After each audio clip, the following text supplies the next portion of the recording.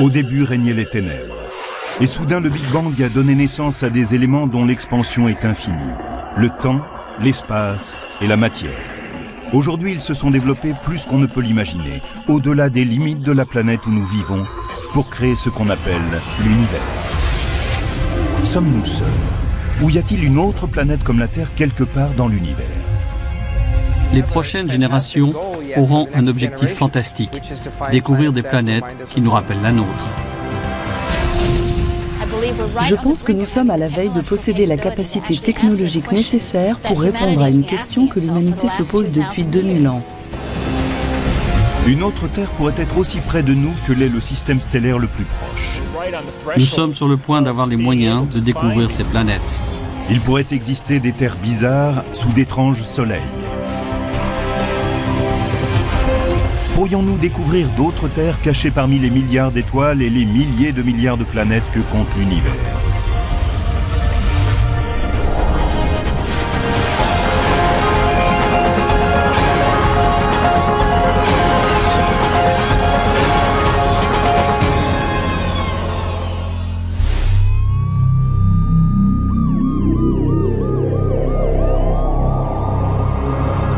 Existe-t-il quelque part dans l'univers une autre Terre?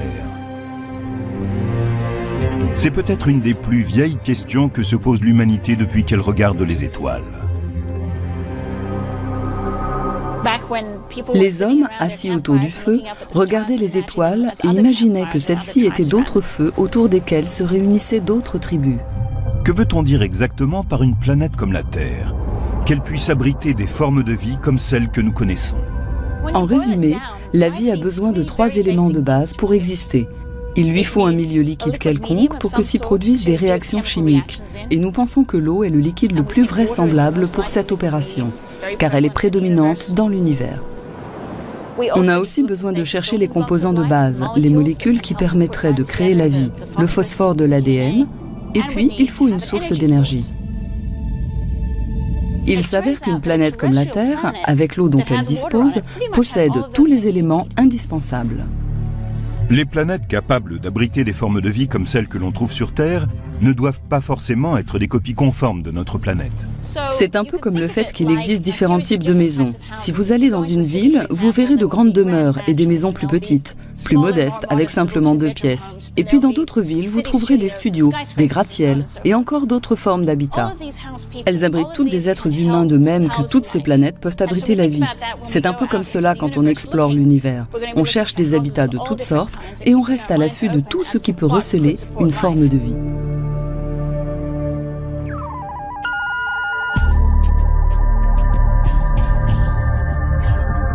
Les astronomes ont découvert plus de 300 exoplanètes, des planètes en dehors du système solaire. La grande majorité sont des géantes gazeuses, plus faciles à trouver que les petites planètes comme notre Terre. Pour construire des instruments aptes à analyser des planètes comme la Terre, nous devons anticiper quelles seraient les substances chimiques de leur atmosphère. C'est pour cela que nous avons besoin de théories et de modèles. Victoria Meadows travaille dans la modélisation des planètes. Elle dirige le Virtual Planet Laboratory, le laboratoire des planètes virtuelles, à l'Université de Washington-Seattle. Ce groupe dispersé dans les institutions des 4 coins du pays construit des mondes susceptibles d'exister dans les zones inexplorées de l'univers. Le Virtual Planet Laboratory nous permet d'élaborer une simulation des planètes présentes dans l'espace, ainsi que de leur environnement, avant qu'on les découvre. Ainsi, nous pouvons explorer leurs caractéristiques. Dans ce laboratoire, on peut construire des planètes fantastiques, comme le fait un romancier de science-fiction, mais avec un super ordinateur à la place du stylo. On prend un objet semblable à la Terre, on élimine le Soleil et on le remplace par une étoile de taille et de température différentes. Au VPL, nous avons modélisé des planètes qui sont à l'origine semblables à la Terre. Et nous les avons placées autour d'étoiles plus chaudes, diffusant plus de rayons UV que notre Soleil, par exemple. La modélisation permet d'obtenir d'autres terres étranges, couvertes de plantes rouges vifs, oranges ou même noires comme de l'encre. La photosynthèse varie énormément selon la lumière de l'étoile qui brille à proximité. Sur des planètes situées autour d'étoiles F, par exemple, où la lumière est plus bleue, les plantes auront tendance à absorber plus de lumière bleue. Et du coup, les plantes devraient davantage refléter la lumière rouge, orange et jaune, et apparaître ainsi à nos yeux. Dans un monde qui tourne autour d'étoiles moins lumineuses, les plantes changeraient de couleur pour utiliser chaque parcelle de l'énergie qu'elles reçoivent. Si l'on se tourne vers des étoiles M plus froides que le Soleil, les plantes des mondes avoisinants pourraient en fait être noires, car elles voudraient absorber autant de lumière que possible afin d'opérer la photosynthèse. Ensuite, viennent les planètes qui seraient des mondes aquatiques.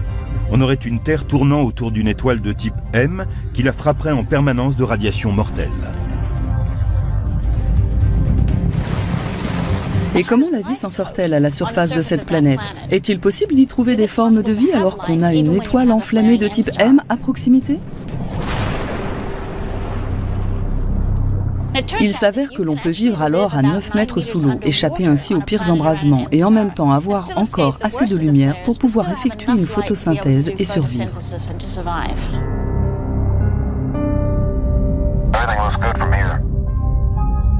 De futures missions d'exploration se profilent à l'horizon et de nombreux spécialistes planchent sur les outils qu'il leur faudra pour détecter des formes de vie sur une planète lointaine.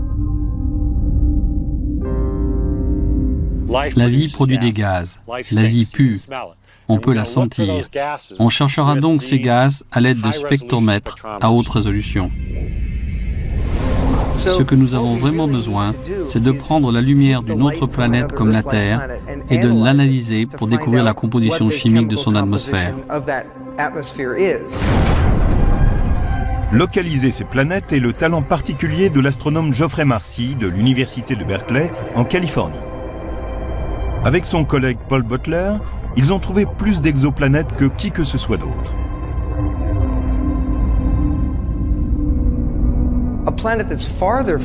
Une planète plus éloignée de son étoile hôte serait très froide. Ainsi, il y a un domaine entre les deux qu'on appelle la zone habitable, où la température est parfaite. J'entends par là qu'elle est tempérée, si bien que l'eau peut s'y trouver sous forme liquide. Et bien sûr, cette eau liquide est un préalable à toute forme de vie.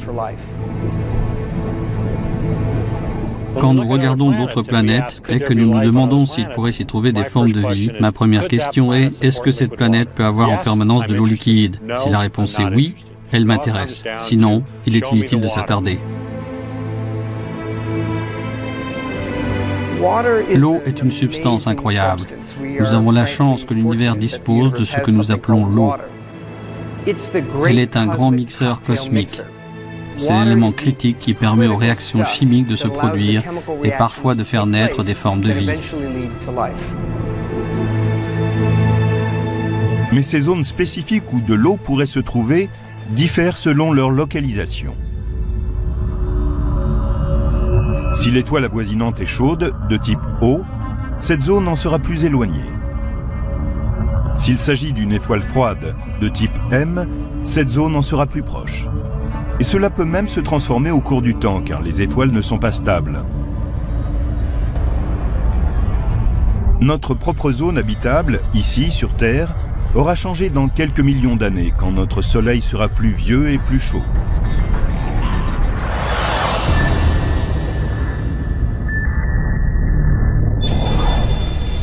La technologie actuelle ne permet pas de photographier des exoplanètes lointaines. Les astronomes se servent d'une étoile du système solaire comme d'une sorte d'intermédiaire pour atteindre une planète, puisqu'elles ont toutes deux été formées à partir du même disque de matériaux planétaires. Comment savons-nous de quoi est faite une étoile? On ne peut pas y aller pour relever des échantillons, tout fondrait.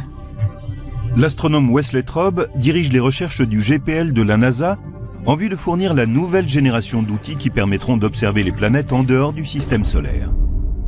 Nous effectuons des observations, puis nous scindons la lumière en plusieurs couleurs. Cela a déjà été fait par Newton il y a plusieurs siècles. Il a découvert que si l'on plaçait un prisme dans un rayon de lumière solaire, elle se dispersait en bleu, vert et rouge. En regardant ensuite ces différentes couleurs, on découvre soudain quelque chose d'étonnant. Certaines parties sont exemptes de toute couleur. Ces couleurs absentes sont une empreinte des éléments constituant l'étoile que l'on est en train de regarder. Avec la technologie actuelle, nous ne pouvons pas voir directement le spectre d'une planète extrasolaire.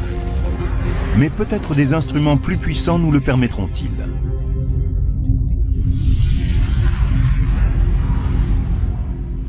Si on observe cette lumière venant de la planète et qu'on la disperse avec un prisme ou un instrument analogue, on peut dire de quoi est constituée cette planète. C'est ainsi que nous savons si elle possède de l'oxygène, comme notre atmosphère, si son atmosphère contient de la vapeur d'eau, de l'ozone, du dioxyde de carbone et de l'oxyde d'azote. Et rien dans l'univers ne demeure fixe avec le temps. Quand notre Terre s'est formée il y a 4,5 millions d'années, son atmosphère était très différente de ce qu'elle est aujourd'hui. Victoria Meadows et son équipe ont pour objectif d'anticiper et d'élaborer des modèles d'autres planètes semblables à la Terre. Il serait un peu irréfléchi de ne rechercher que des planètes riches en oxygène et au même stade de développement que nous. En effet, quand on cherche des mondes habitables, ils peuvent être extrêmement différents. Il peut y en avoir de toutes sortes. Et si nous découvrons une autre Terre, quelles sont les chances d'y rencontrer une civilisation avec laquelle nous puissions communiquer ?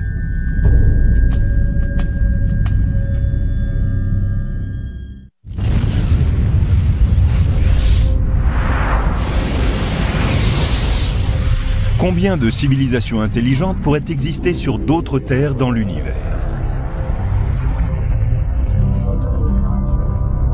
Combien y a-t-il d'étoiles? Combien possèdent-elles de planètes? Combien de ces planètes en sont assez proches pour avoir de l'eau? C'est un problème que les astronomes Carl Sagan et Frank Drake ont soulevé il y a des décennies. Drake a établi une équation selon laquelle il pourrait exister plus d'1 million de civilisations rien que dans notre Voie lactée. L'équation de Drake est une série de nombres, une proposition mathématique qui tente de déterminer les facteurs nécessaires si l'on veut estimer précisément le nombre de civilisations intelligentes dans notre galaxie.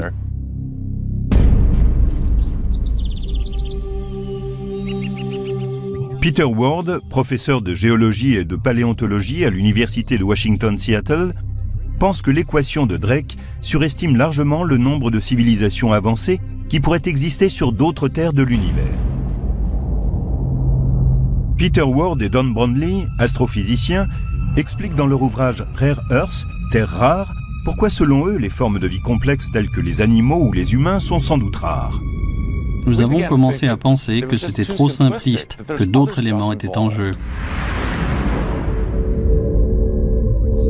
Ward cite un nombre de facteurs qui tendraient à diminuer les estimations de Drake quant au nombre de formes de vie avancées qui pourraient exister dans la Voie lactée, et par extension dans l'univers. Tout d'abord, il y a la tectonique des plaques, ou des rives des continents. Certains se demandent quelle est la relation avec la fréquence des formes de vie sur la planète. La tectonique des plaques produit un recyclage des éléments qui effectue des actions vraiment fondamentales.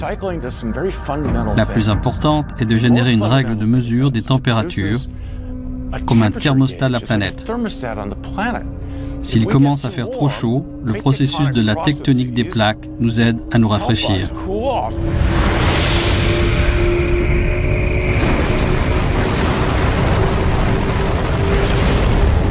Ensuite, il y a la présence de métal sur la planète. En second lieu, si on veut être une civilisation intelligente, il vaut mieux avoir du métal. Il est difficile de trouver du métal sur une planète comme Mars ou Vénus, mais la tectonique des plaques fait tout pivoter, provoque des failles et les métaux lourds remontent.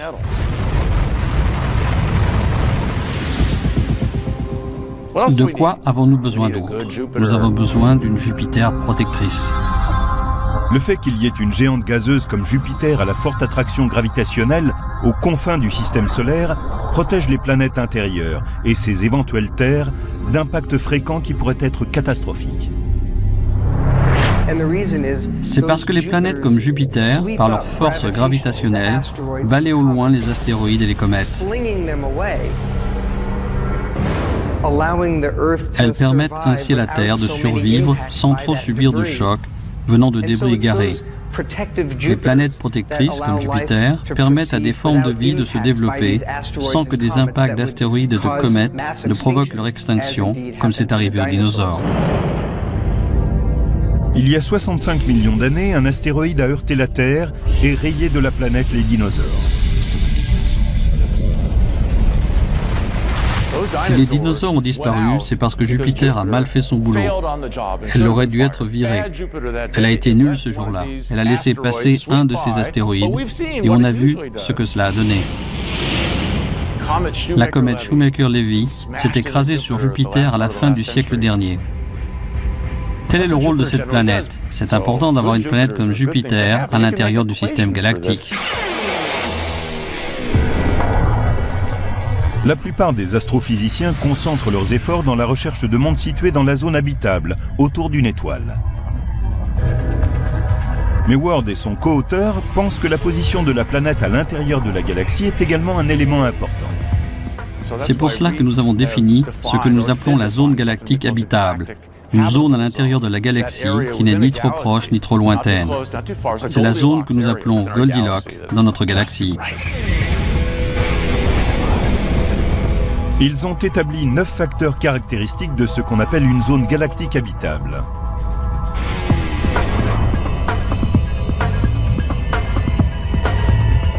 La position de la Terre dans la Voie lactée a été prise en compte.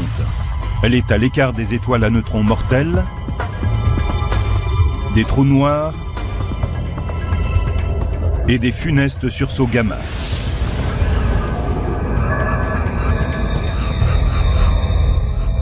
Dans ces caractéristiques sont inclus le nombre d'étoiles proches de la planète et les chances d'abriter une vie microbienne.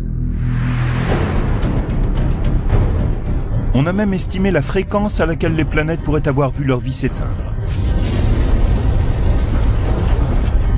La Terre elle-même a peut-être frôlé la catastrophe en 1998.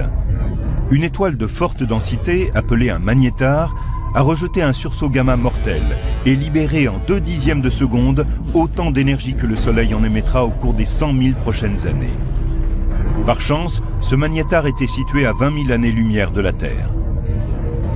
Il y a une question à se poser.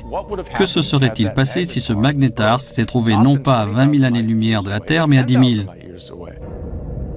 S'est-il déjà produit un événement à quelques centaines d'années-lumière seulement?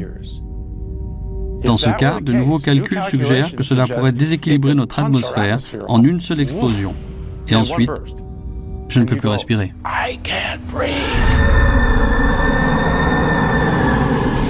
C'est une catastrophe. Et c'est parfaitement possible. Les humains ne sont peut-être que le résultat d'un coup de chance cosmique. Les hypothèses optimistes de l'équation de Drake ne tiennent pas la route face à ce que les spécialistes ont appris au cours des dernières décennies. L'équation de Drake était une construction remarquable, mais elle a été élaborée dans les années 60. Nous avons donc ajouté des éléments qui n'étaient pas connus à l'époque, et je pense que cela la rend plus fiable. Et finalement, cela réduit les hypothèses, et je pense que le chiffre de millions de civilisations avancées ne peut plus être défendu. Combien pourrait-il y avoir d'autres terres abritant des civilisations avancées dans notre Voie lactée ? On m'a déjà demandé de nombreuses fois de faire une prédiction, et disons qu'il y en a une à laquelle je consens. Il peut y avoir plus d'une civilisation, mais moins d'1 million. Les astrophysiciens concentrent leurs recherches sur la découverte d'autres planètes comme la Terre, et ils pourraient finalement trouver une autre civilisation. Mais déjà, l'exploration d'autres terres pose d'immenses défis techniques aux spécialistes. Contrairement aux étoiles qui ont pu être cataloguées, les planètes ne peuvent être aperçues avec la technologie actuelle. Une planète, quand elle est à des années-lumière, est presque au sommet de son étoile quand on la voit de l'extérieur du système solaire. Et le pire, c'est qu'une planète semblable à la Terre, mais plusieurs fois plus grande, ne reflète qu'une quantité infinitésimale de la lumière de son étoile. Nous avons ainsi une étoile brillante et une planète 10 milliards de fois plus pâle. Pour beaucoup d'entre nous, il est difficile d'imaginer ce qu'est réellement 10 milliards de fois. Mais prenons une luciole, une toute petite luciole avec une lumière très faible, et supposons que cette luciole tourne autour d'un phare.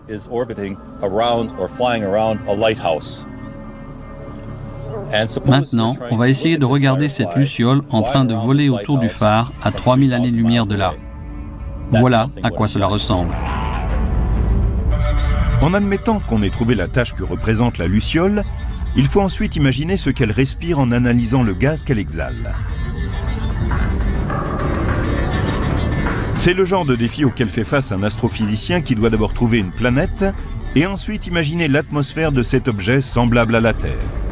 Les spécialistes ont toutefois conçu des façons indirectes de découvrir des planètes extrasolaires.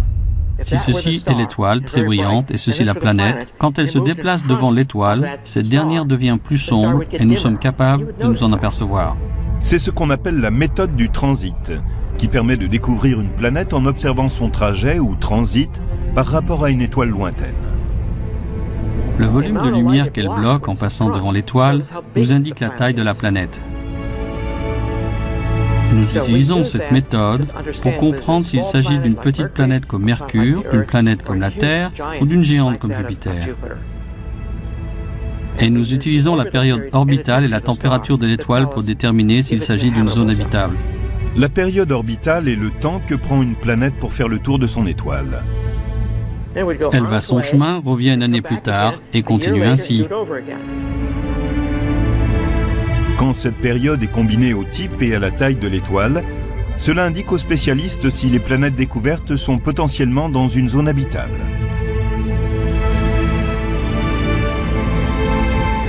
La méthode du transit fonctionne si l'observateur ou le télescope est dans le même plan que l'étoile et ses planètes. Mais si l'on est au-dessus ou au-dessous du système, on utilise une autre technique, la vélocité radiale. Cette méthode dépend de l'observation attentive d'une étoile lointaine. Il s'agit de voir si elle est tirée en avant et en arrière par la force gravitationnelle d'une exoplanète invisible. Les astrophysiciens peuvent utiliser cette information pour imaginer les caractéristiques de l'exoplanète qui influence l'étoile. Équipés de ces outils, ils trouvent des centaines de planètes, et parmi elles, certaines dont ils n'ont jamais rêvé. Des super-terres, des Jupiters brûlantes, et même de proches cousines de notre Terre.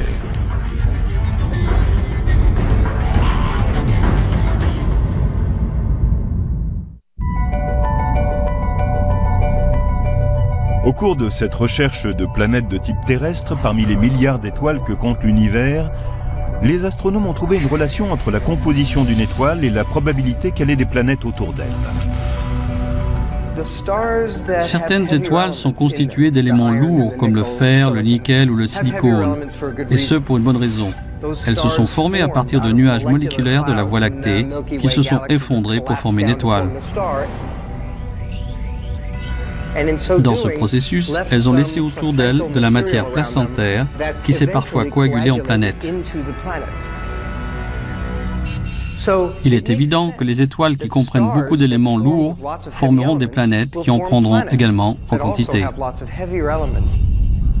La proportion d'éléments lourds dans une étoile est appelée sa métallicité, ce qui ne signifie pas forcément qu'elle contient beaucoup de métal au sens habituel. Pour un astrophysicien, un métal est tout élément plus lourd que l'hydrogène ou l'hélium. De ce fait, le lithium est un métal, le soufre est un métal, le chlore est un métal, et pas seulement le fer, l'or ou l'argent. Une exoplanète semblable à la Terre ne doit pas seulement avoir des éléments lourds dans sa composition et se situer dans la zone habitable d'une étoile. Elle doit aussi être de la taille qu'il faut pour abriter des formes de vie. Cela signifie que sa taille doit lui permettre d'avoir une atmosphère, un système de tectonique des plaques et des volcans, ces points étant essentiels pour réguler la température. Pour que cela soit possible, les spécialistes estiment qu'une planète doit faire au minimum un tiers de la masse de la Terre. Et à l'autre bout de l'échelle, elle ne peut pas excéder 10 fois la masse de la Terre. Ce n'est qu'au cours de la dernière décennie que l'existence d'exoplanètes est passée de la théorie à la réalité. Il y a un peu plus de 10 ans, nous ne connaissions aucune planète extrasolaire. Nous ne connaissions que celles qui tournaient autour du Soleil. Maintenant, nous avons découvert qu'il y en avait autour d'autres étoiles. Et ce qui est passionnant, c'est que certaines sont peut-être habitables et qu'il y a une chance qu'elles abritent une forme de vie. Parmi les centaines d'exoplanètes déjà découvertes, certaines pourraient ne pas avoir le profil familier de celles du système solaire. Nous avons trouvé d'étranges Jupiters qui orbitent très près de leur étoile. Ce sont des torches brûlantes et ces planètes arrivent sans aucun doute près de leur étoile en migrant vers l'intérieur. Parfois, la formation d'une planète de la masse de Jupiter dans un système peut sonner le glas de celles qui sont semblables à la Terre. Mais si nous avions eu la malchance d'avoir une Jupiter de ce genre dans notre système solaire? Elle aurait poussé la Terre en dehors de son orbite, dans l'obscurité vaste et froide de l'espace extérieur. Et la Terre serait peut-être morte, telle une épave froide et obscure.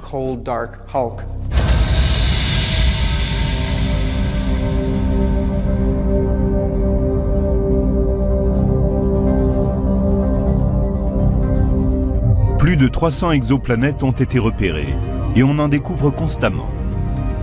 Mais la majorité ne sont que de monstrueuses géantes gazeuses énormes qui ont peu de chances d'être semblables à la Terre. Dans la constellation de Pégase, à environ 50 années-lumière de la Terre, se situe la planète 51 Pégasi b. Cette géante gazeuse est aussi grande que Jupiter, mais comme elle orbite beaucoup plus près de son étoile, elle est la première à avoir été découverte en dehors de notre système solaire. Elle fait le tour de son étoile en 4 jours seulement.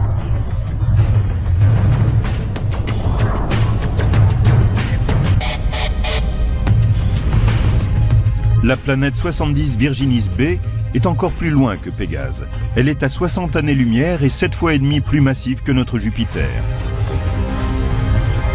Au début, on pensait qu'elle était dans la zone habitable de son étoile. C'est pour cela qu'on l'a surnommée Goldilocks.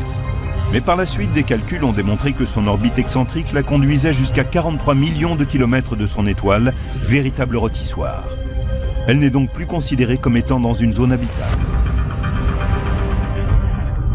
La géante gazeuse Tresphore a un diamètre de plus d'1,5 fois celui de notre Jupiter, ce qui fait d'elle la plus grande planète découverte jusqu'ici. C'est une gazeuse géante, et bien qu'elle soit plus grande que Jupiter, sa masse ne représente qu'un peu plus des 3/4. C'est une planète chaude qui se déplace autour de son étoile en 3 jours et demi.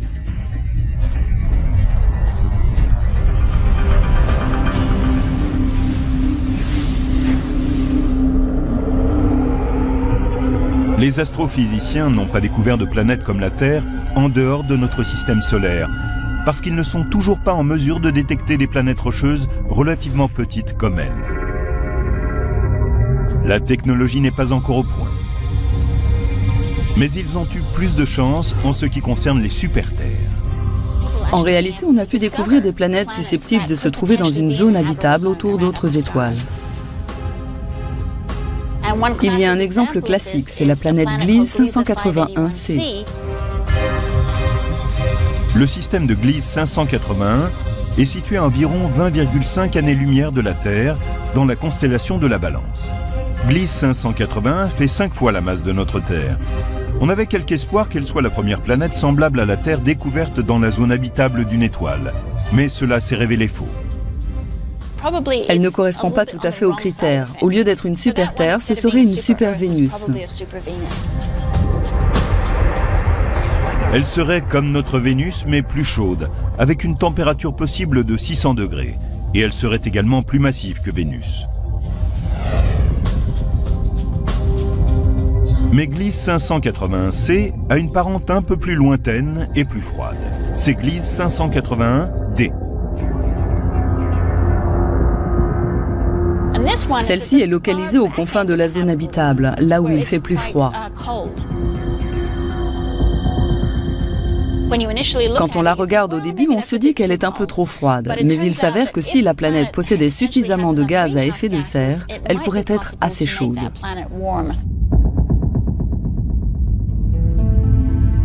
HD 69830d est peut-être une autre planète prometteuse. Elle fait 17 fois la taille de la Terre et se trouve à environ 42 années-lumière de notre système solaire, dans la constellation de la Poupe. HD 69830d est une planète où la vie pourrait apparaître parce qu'elle possède à peu près la bonne température. Elle pourrait connaître une température située entre celle de Vénus et celle de la Terre. De plus, elle suit une orbite presque circulaire, ce qui signifie qu'elle ne va pas griller en se rapprochant trop près de son étoile. Il peut y avoir de l'eau liquide. La masse de la planète n'est peut-être pas optimum puisqu'elle représente 17 fois la masse de la Terre, ce qui en ferait une boule de roche ou une boule de gaz comme Neptune.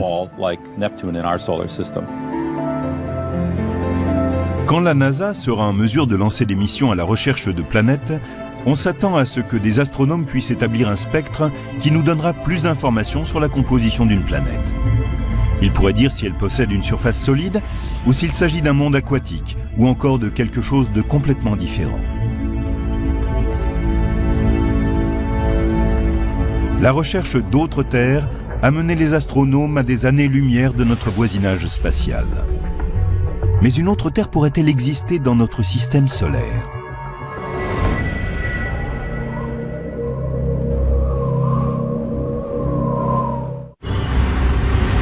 Tandis que les astronomes regardent les systèmes stellaires, qui sont à des années-lumière, dans l'espoir de trouver une autre planète bleue, d'autres terres sont peut-être plus proches que cela.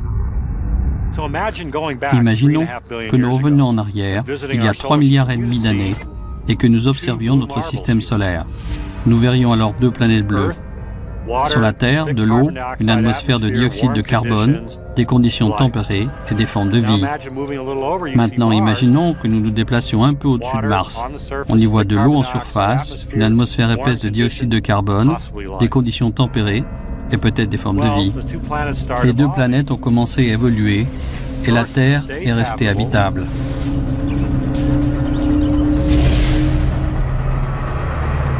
Mais pas Mars.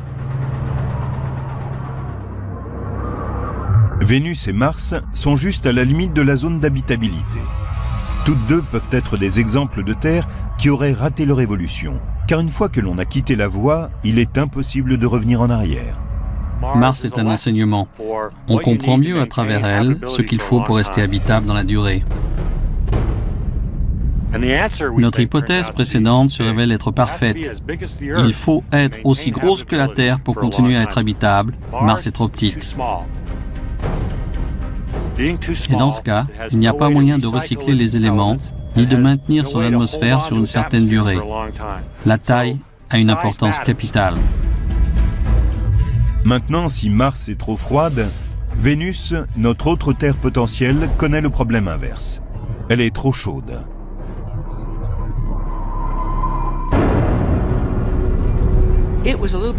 Elle était un peu trop près de son étoile, du Soleil, donc elle est devenue chaude, elle l'est restée. Tous les éléments, comme le dioxyde de carbone ou le CO2, qui ont permis la formation de la Terre, ont présidé à celle de Vénus. Mais sur Terre, ils ont été incorporés à la roche. Sur Vénus, ils sont restés dans l'atmosphère. Or, cette dernière provoque un réchauffement global de plusieurs degrés. La lumière solaire arrive et ne repart pas. La planète est comme l'intérieur d'un four à pizza. Vénus n'a pas réussi parce qu'elle était trop proche de son étoile. Elle n'est pas née au bon endroit et Mars n'avait pas la bonne taille. Tout cela est très intéressant. Nous avons Vénus, la Terre et Mars. Vénus est au mauvais endroit. Mars n'a pas la bonne taille et la Terre, elle, est au bon endroit et a la taille qu'il faut. Si nos voisines immédiates dans le système solaire n'offrent pas toutes les garanties pour être semblables à la Terre, notre plus proche voisine galactique, Alpha du Centaure, pourrait cacher une planète qui posséderait tous les critères exigés. Elle se situe à un peu plus de 4 années-lumière. À l'échelle cosmique, c'est la porte à côté. Il y a de bonnes chances pour que des planètes comme la Terre tournent autour d'une ou 2 étoiles d'Alpha du Centaure. Greg Loeffling a conçu un modèle informatique pour démontrer que des planètes de type terrestre devraient exister dans ce système. Il y a un certain nombre de raisons pour lesquelles Alpha du Centaure est l'étoile idéale, si l'on veut traquer les planètes de type terrestre. Elle est proche, elle comprend 2 étoiles comme le Soleil, elle possède une quantité d'éléments lourds qui interviennent dans la construction des planètes. À quelle distance de la Terre Alpha du Centaure se situe-t-elle ? Imaginons d'abord que l'on rétrécisse le Soleil à la taille d'un grain de sable. Un grain de sable est sans doute le plus petit objet que l'on puisse voir à l'œil nu et que l'on puisse sentir du bout des doigts. Si l'on considère que le Soleil est de la taille d'un grain de sable, le système alpha du Centaure est comme 3 grains de sable situés à 8 km. Maintenant, si on veut trouver un système similaire alpha du Centaure qui convienne à notre recherche, il faut aller au-delà de l'horizon. Il s'avère que les étoiles d'Alpha du Centaure pourraient abonder en matériaux bruts aptes à fabriquer des planètes. Alpha du Centaure a une plus forte métallicité que le Soleil. Donc la formation de planètes aurait pu s'y produire sans difficulté majeure.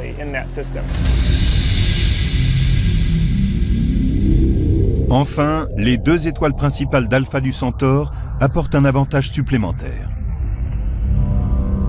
Les premières informations nous disent qu'il n'y a pas de planète de la masse de Jupiter dans le système d'Alpha du Centaure. Il est donc plus simple que des planètes de type terrestre s'y forment autour d'une ou de 2 étoiles. Car les grandes géantes gazeuses se forment autour de noyaux glacés aussi vastes que notre Terre. Il faut beaucoup d'espace froid pour que se forment ces noyaux. Regardez comme Jupiter est loin du Soleil. Mais quand on a 2 étoiles avec des orbites qui se chevauchent dans un système comme Alpha du Centaure, il n'y a pas assez d'espace.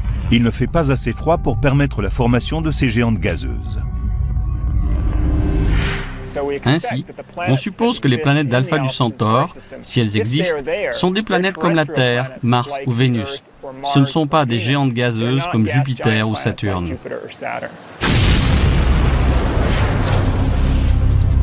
Et si nous pouvions enquêter sur le nombre de planètes comme la Terre qui existent dans notre partie de l'univers?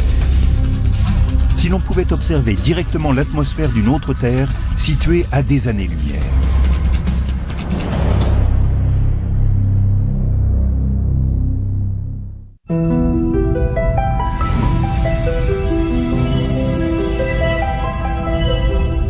Pour découvrir une autre Terre, les astronomes doivent surmonter d'immenses défis techniques. Comment scruter une planète lointaine? C'est un problème que la NASA a abordé comme pour la conquête de la Lune, en établissant des projets qui s'étendent sur des décennies.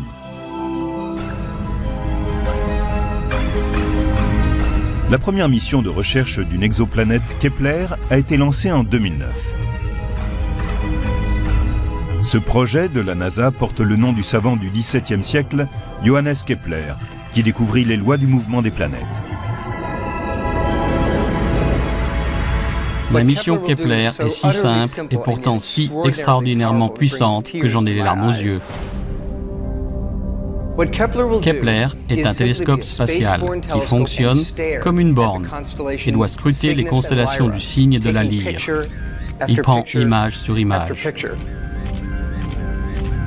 Le but est de repérer les étoiles dont la lumière faiblit, c'est-à-dire quand une planète comme la Terre occulte une partie de la lumière stellaire. C'est la première fois que des humains partent détecter des planètes de type terrestre autour d'autres étoiles que le Soleil. L'enquêteur principal est William Borucki. Il défend la mission depuis 25 ans.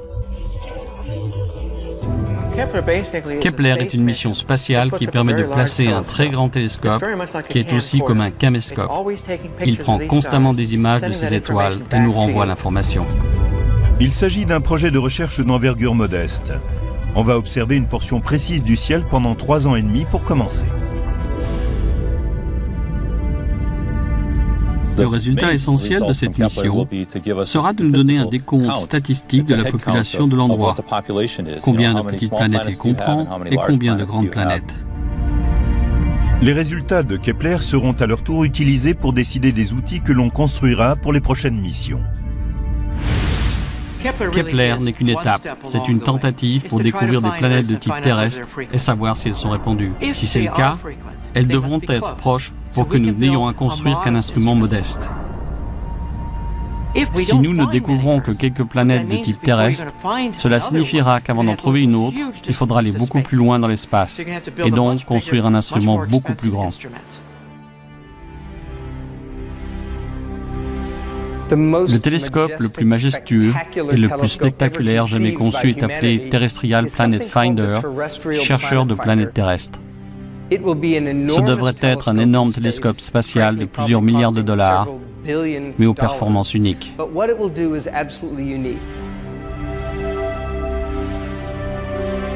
Il serait le premier télescope à prendre des images de planètes de type terrestre.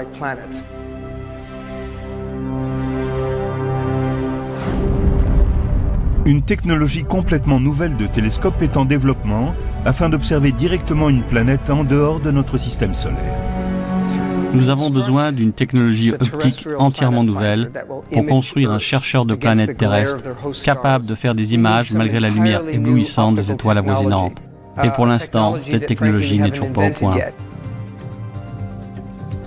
C'est une grande frustration.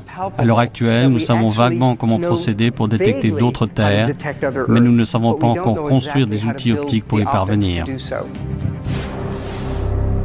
La NASA voit ce chercheur de planètes terrestres comme une série de 2 télescopes de conception très avancés, différents mais complémentaires. Le premier est un télescope coronographique en lumière visible. C'est un grand télescope avec un miroir au moins 100 fois plus précis que le télescope spatial Hubble.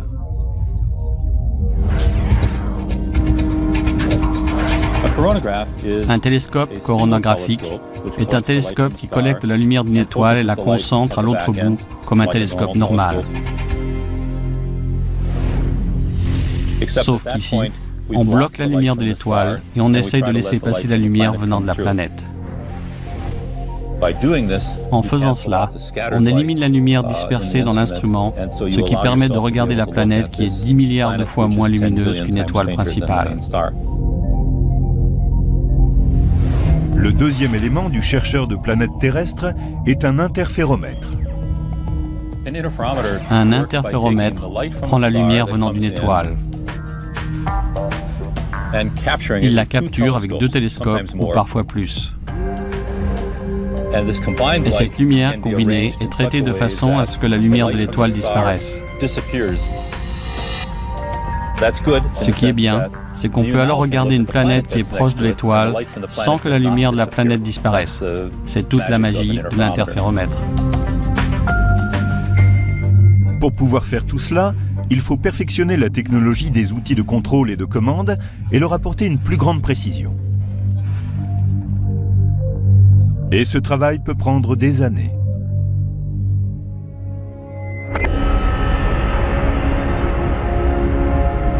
Ce but ultime de l'astronomie, découvrir une autre Terre en dehors du système solaire, a poussé les spécialistes à spéculer sur la façon dont une telle découverte nous affecterait. Je pense que si nous trouvons quelque part une autre Terre, cela aura un énorme impact sur la société. Je suis certaine que nous ne sommes pas seuls, que nous ne sommes que l'un des nombreux